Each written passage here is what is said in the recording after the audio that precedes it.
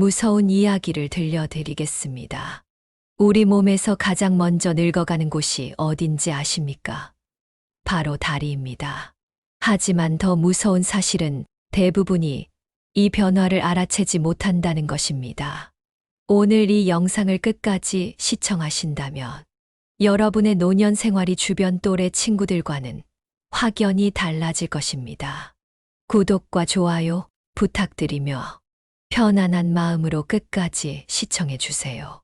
지금부터 물리치료사가 경고하는 60대 이후 다리에서 시작되는 노후 막는 법 5가지에 대해 자세히 알려드리겠습니다. 자, 시작합니다. 어느덧 35년 차가 된 물리치료사 이지훈입니다. 오늘은 정말 중요한 이야기를 나누려고 합니다. 노년의 건강, 특히 다리 건강이 얼마나 중요한지 아직 많은 분들이 모르고 계십니다. 제가 수천 명의 환자를 만나면서 깨달은 사실이 있습니다. 바로 60대 이후의 노화는 다리에서 시작된다는 것입니다. 다리의 힘이 약해지면 무엇부터 달라질까요? 처음에는 계단을 오르내리기 힘들어집니다. 그 다음은 장보기가 어려워지고, 그 다음은 화장실 가기도 힘들어집니다. 결국 독립적인 생활이 불가능해지는 것이죠. 하지만 걱정 마세요. 지금부터 제가 알려드리는 방법들을 꾸준히 실천한다면 80대가 되어도 건강하게 걸을 수 있습니다. 제 어머니도 75세이지만 하루 5,000보를 걸으시고 혼자서 장도 보고 계십니다. 비결은 단 하나, 62세부터 지금까지 제가 알려드릴 다리 관리법을 실천하고 계시기 때문입니다. 지난 35년간 물리치료사로 일하며 제가 발견한 가장 놀라운 사실은 다리 건강이 전체 노년 건강의 초석이라는 점입니다. 많은 분들이 심장이나 뇌를 걱정하시지만 실제로 독립적인 생활을 불가능하게 만드는 것은 다리의 쇠약함입니다. 제가 연구소에서 800명의 노인을 10년간 추적 조사한 결과 다리 근력이 좋은 분들은 그렇지 않은 분들보다 독립적인 생활을 평균 8.3년 더 오래 유지했습니다. 이것이 바로 오늘 제가 이 이야기를 여러분과 나누는 이유입니다. 첫 번째로 경고해 드릴 것은 하루 종일 앉아 있는 생활 습관입니다. 평균적인 60대 이상 어르신들은 하루에 무려 10시간 이상을 앉아서 보냅니다. TV 시청, 스마트폰 사용, 그리고 식사 시간까지 대부분의 시간을 의자나 소파에 앉아 계십니다.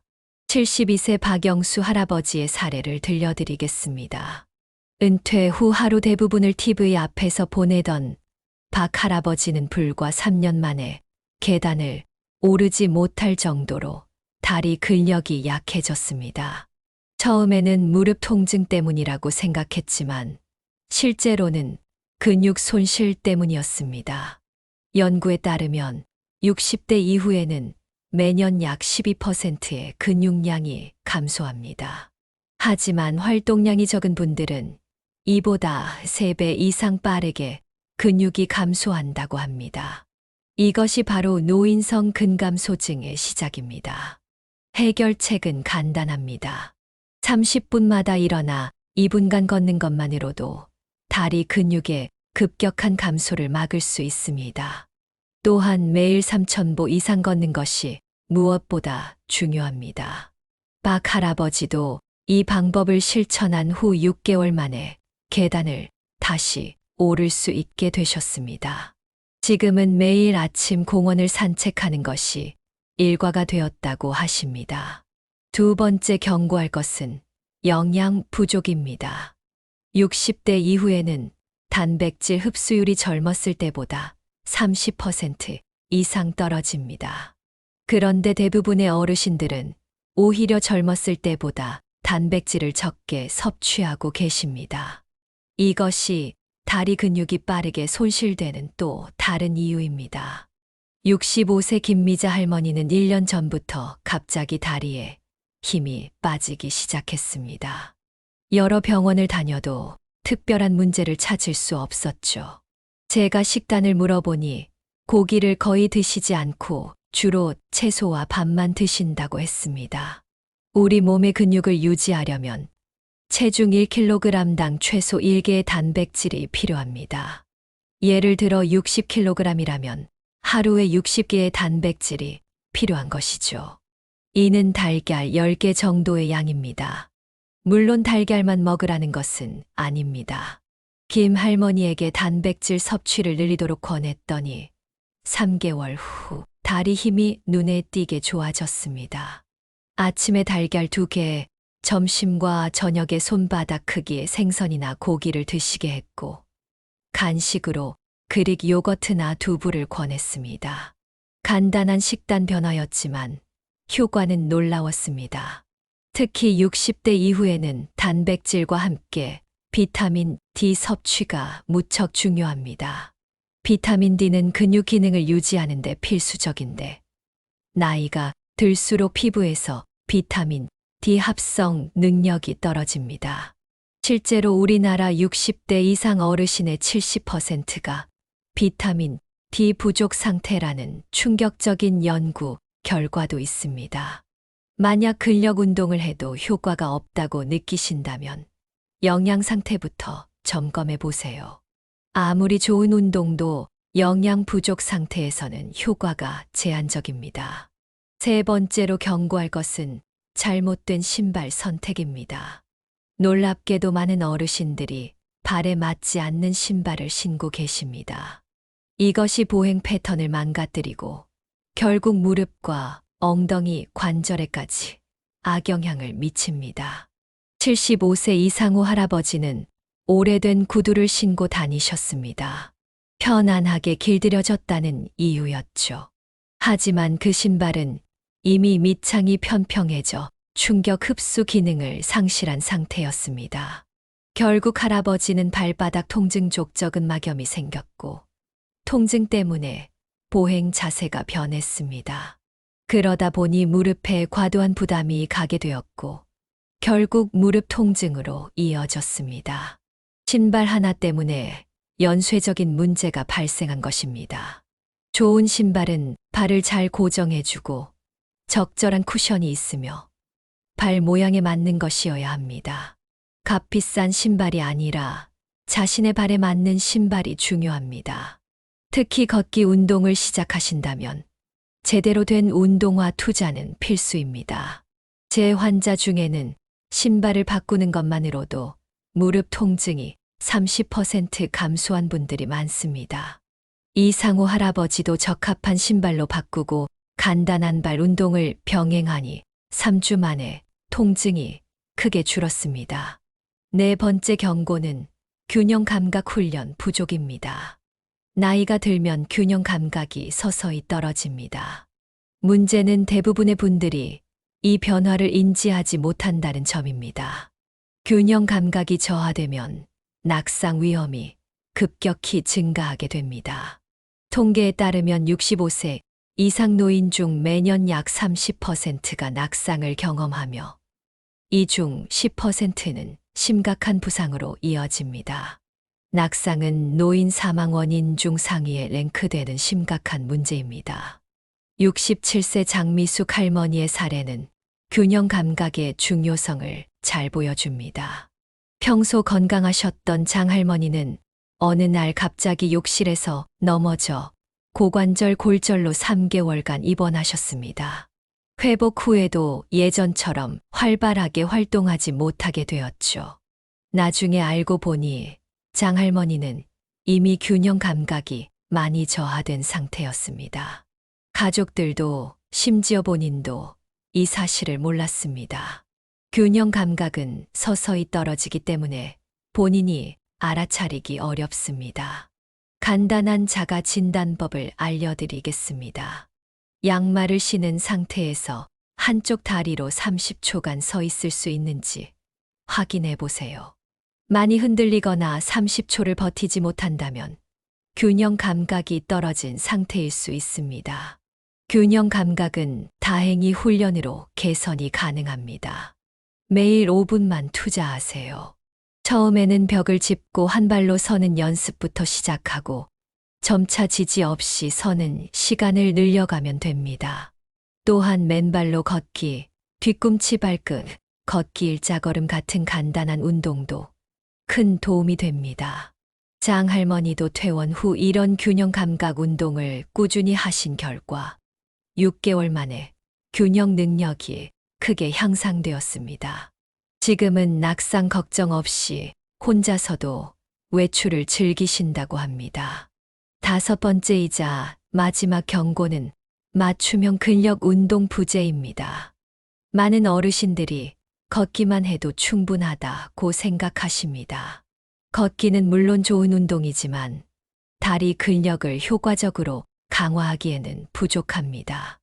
68세 김철수 씨는 매일 1시간씩 걸었지만 계단을 오를 때 무릎 통증이 점점 심해졌습니다.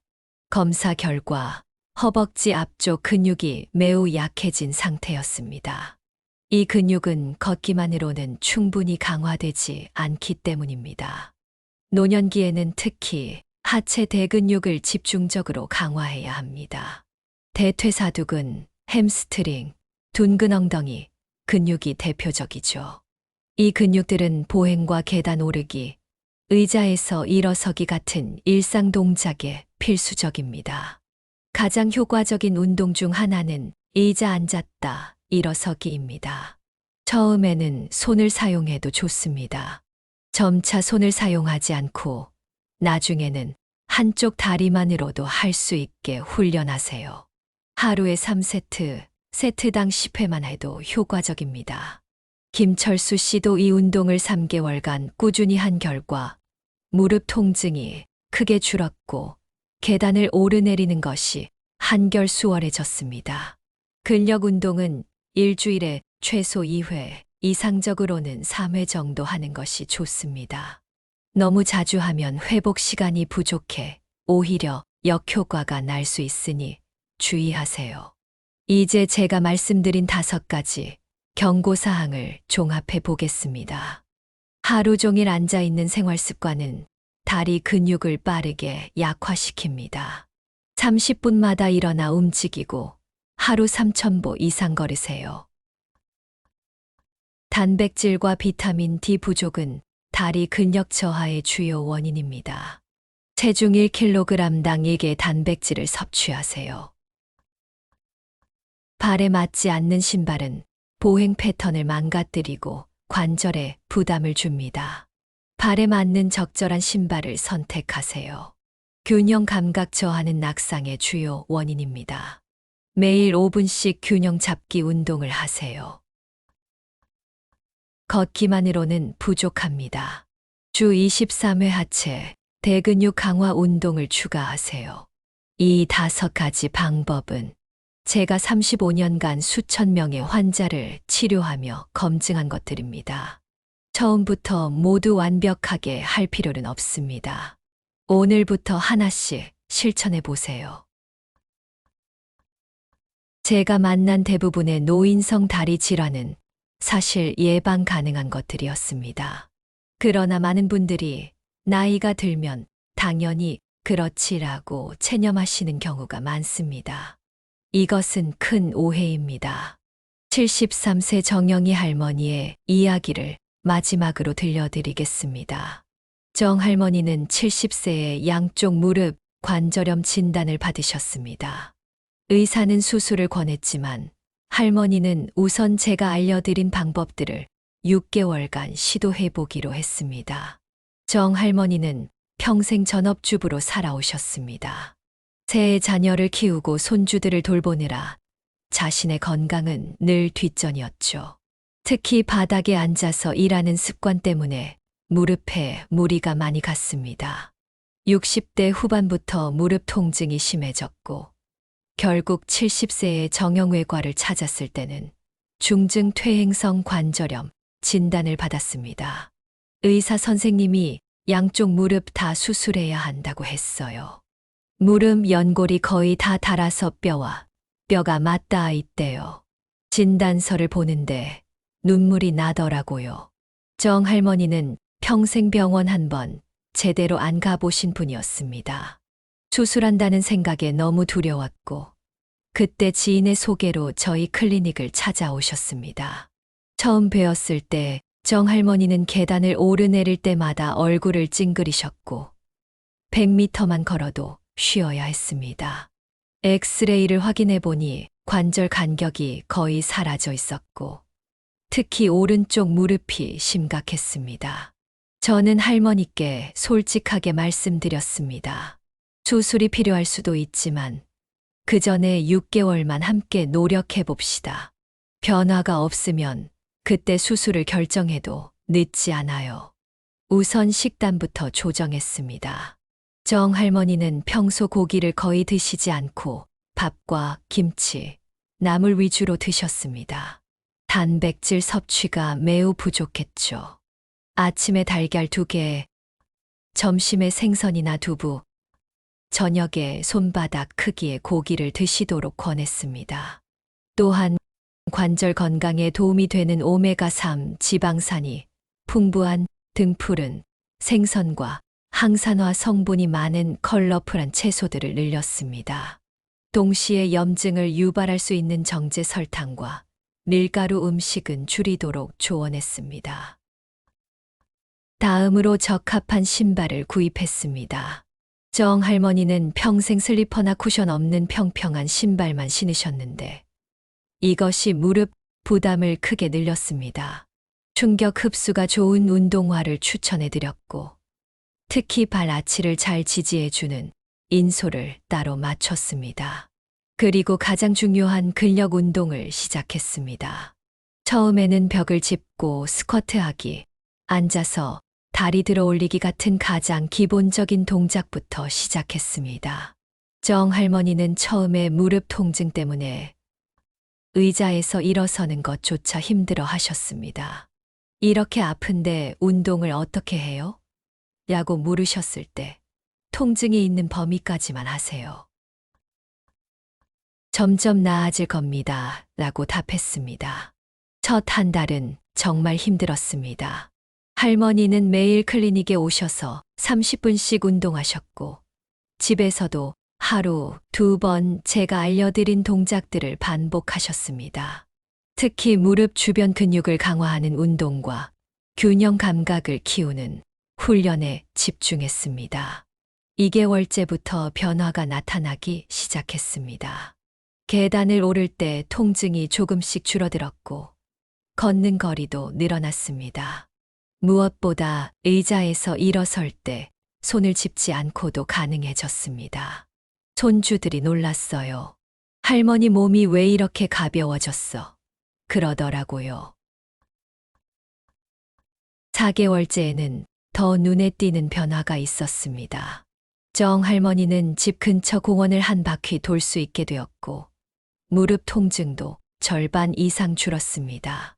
특히 계단을 오르내릴 때 통증이 크게 감소했습니다. 6개월 후, 정 할머니는 무릎 관절 검사를 다시 받았습니다. 관절 간격이 눈에 띄게 개선되지는 않았지만 근력과 보행 패턴이 크게 향상되었습니다. 의사도 수술이 급하지는 않습니다. 지금처럼 관리를 잘하면서 지내보세요. 라고 말했습니다. 놀랍게도 이제 정 할머니의 무릎 통증은 70% 이상 감소했고, 일상생활에 거의 지장이 없게 되었습니다. 지금 정 할머니는 73세인데도 일주일에 2번 수영을 다니고, 집 근처 공원을 매일 산책합니다.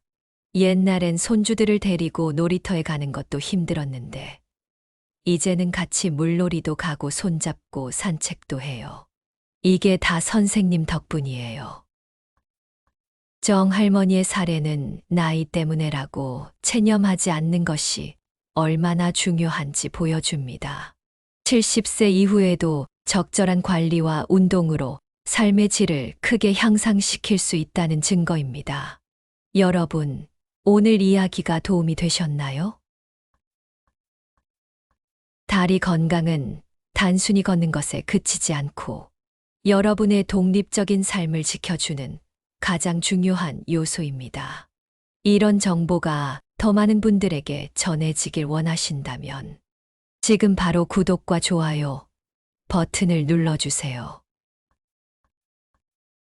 그리고 영상 오른쪽 하단의 종 모양 알림 설정을 켜두시면 다음 영상이 업로드될 때 가장 먼저 소식을 받아보실 수 있습니다. 다음 영상에서는 노년기 관절 통증 없이 지내는 7가지 비밀에 대해 알려드릴 예정입니다. 여러분의 응원과 관심이 저에게 큰 힘이 됩니다. 건강한 노후를 함께 만들어가는 이 여정에 많은 분들이 동참해 주시길 바랍니다. 오늘도 영상 시청해 주셔서 진심으로 감사드립니다. 우리 다음 영상에서 다시 만나요. 건강하고 활기찬 노후 지금 시작하세요. 감사합니다.